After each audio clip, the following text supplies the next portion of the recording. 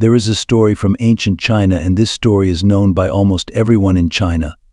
Long ago, there was a boy who wanted to become a monk and wanted to get lost in this nature. One day the boy went to his master and said to the master that I want to become a monk. Guru says, do you really want to be monk, or you just want to show monk? Then boy says, when I come to be monk, then what will I do? Seeing monk, I want to be monk. Then Guru says, okay, this is our last meeting after today, and you will never come to me. When if necessary, I will go to you myself. There are 500 monks in this ashram.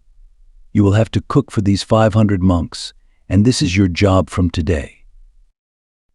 It is said that for the next 12 years the boy prepared only food in one room. The ashram had 500 monks. The boy used to prepare food for everyone. He would get up in the morning and start cooking. At night, when he was tired, he would fall asleep. That's how 12 years passed.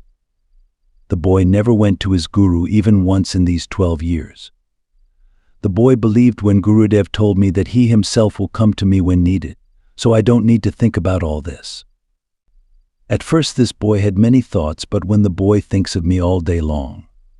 If you only have to prepare food, then what is the point of thinking so much? Slowly all the thoughts are removed from that boy's mind. The boy wakes up in the morning and reads before going to sleep at night.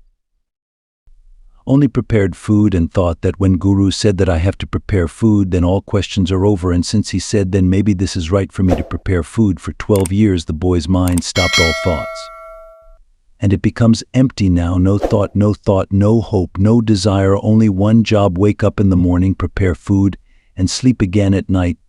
This is the boy's life for the past 12 years, and be free from worry. Tell the boy do his work. 12. One day after the passing of years, the Guru announced that it was time for me to go.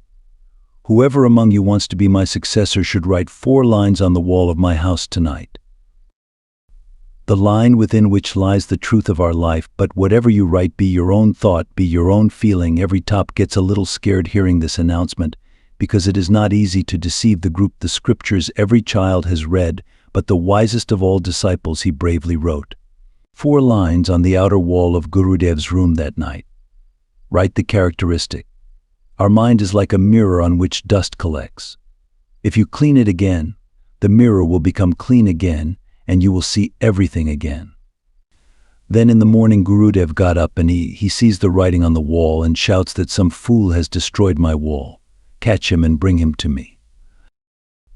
The child who wrote this feature ran away from the ashram at night after writing on the wall, because he was very scared, because the writing he wrote was not his own writing. It was stolen from a scripture. The lines written on the wall were beautiful, but these lines the child didn't have his own characteristics.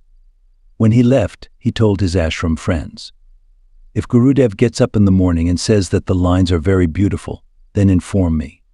But if Guru gets angry after reading my writing, then don't tell anyone my address. All the disciples of the ashram are worried.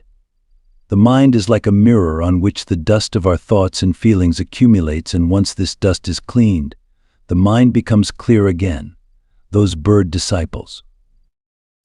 Abba Gurudev didn't like this saying, and the rest of the disciples thought to themselves, now let's see where the Guru comes up with better words.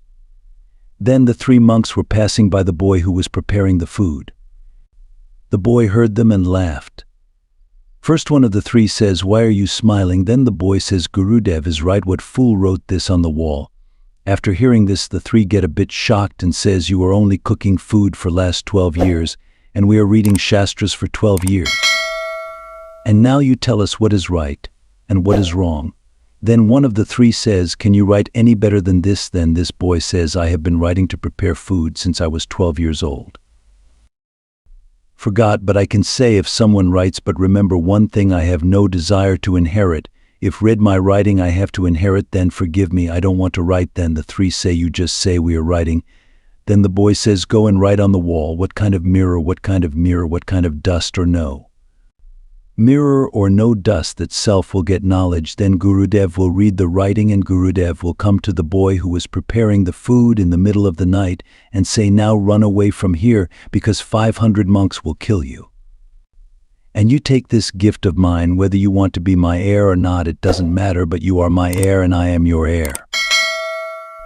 Accepted, but you run away from the ashram now, because 500 monk won't let you live. They can't accept that a monk who prepares food has attained self-enlightenment, and they only stay reading Shastri, so you leave here tonight. This story is here finally. Once again, Gautama Buddha told one of his disciples that the day you stop thinking in your brain, that day you will see the truth, you will understand yourself in this nature, and that is the first step to self-knowledge. For Gautama Buddha says one way, and that is to notice the thoughts of hope in your mind.